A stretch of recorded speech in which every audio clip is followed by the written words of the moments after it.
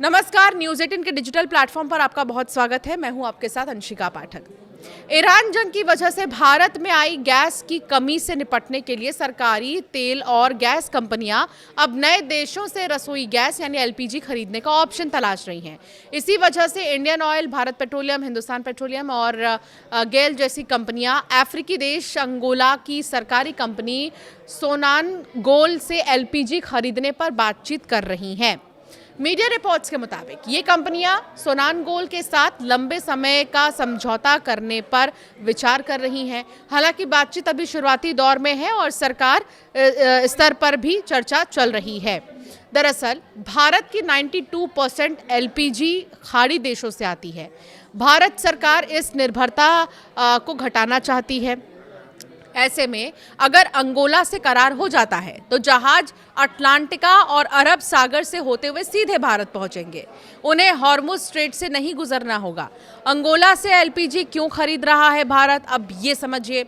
भारत और अंगोला के बीच पहले से तेल और गैस का व्यापार होता रहा है, इसीलिए दोनों देशों के बीच में भरोसा और सप्लाई सिस्टम पहले से बना है। इसी वजह से नई डील करना आसान हो जाता है।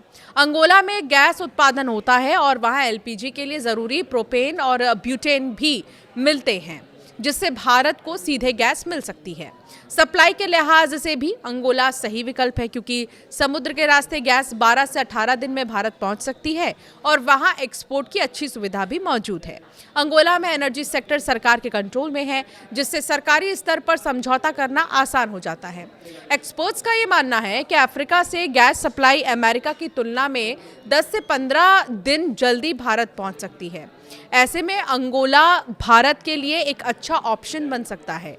अगर ये करार हो जाता है तो अंगोला पहली बार भारत को रसोई गैस सप्लाई करेगा। भारतीय कंपनियां एलपीजी के लिए करीब 1 साल और एलएनजी के लिए कम से कम 10 साल का करार करने पर विचार कर रही हैं। अंगोला के पास करीब 4.6 trillion cubic feet natural gas का भंडार है और वो पहले से ही भारत को कच्चा तेल और एलएनजी सप्लाई करता रहा है। वित्त वर्ष 2025 में अंगोला भारत का 5वां सबसे बड़ा एलएनजी सप्लायर था। ऑस्ट्रेलिया, अल्जीरिया और रूस से भी एलपीजी खरीदने की तैयारी है। भारत सिर्फ अंगोला ही नहीं बल्कि ऑस्ट्रेलिया, अल्जीरिया और रूस जैसे देशों से भी गैस इंपोर्ट के ऑप्शन तलाश रहा है, ताकि किसी एक रीजन पर निर्भरता कम की जा सके। इस गैस संकट का असर उर्वरक, फर्टिलाइजर और स्टील सेक्टर जैसे उद्योगों पर भी पड़ सकता है। अगर ये स्थिति लंबे समय तक बनी रही तो गैस की कीमतें भी बढ़ सकती हैं और भारत को महंगे दामों पर गैस खरीदनी पड़ सकती है। पेट्रोलियम मंत्रालय ने कहा है कि देश में गैस और पेट्रोल प्रोडक्ट की सप्लाई बनाए रखने के लिए ज़रूरी कदम उठाए जा रहे हैं।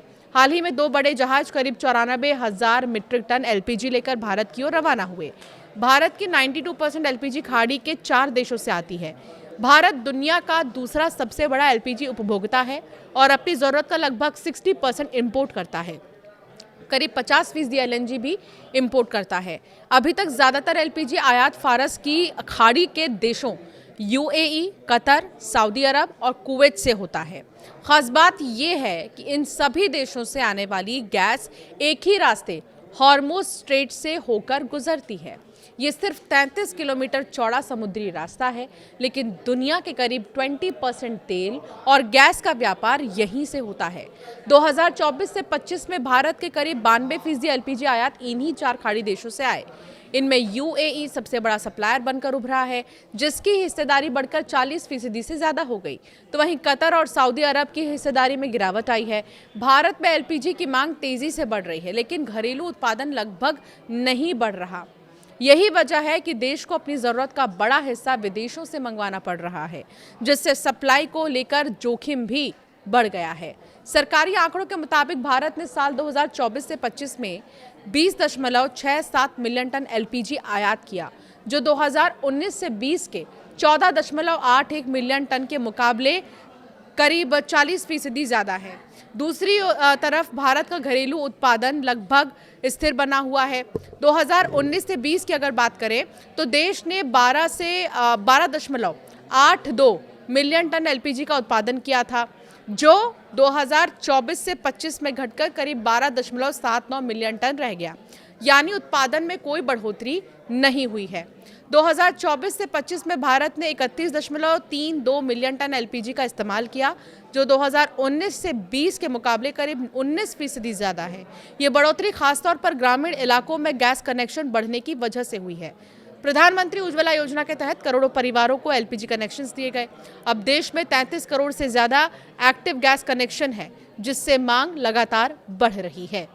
तो अब स्ट्रेट ऑफ हॉर्मुज का रास्ता अगर नहीं खुलता है लंबे समय तक, तो फिर भारत को ईरान का ना मुंह देखना पड़ेगा, ना स्ट्रेट ऑफ हॉर्मुज खुलने का इंतजार करना पड़ेगा, क्योंकि अंगोला से भारत जो है डील करने की पूरी योजना बना रहा है और उस रास्ते से जो है अब एलपीजीज मंगाए जा सकते हैं। और अगर ये डील हो जाती है तो बहुत ही ज़्यादा आसान हो जाएगा एलपीजीज को हमारे देश में लेकर आना।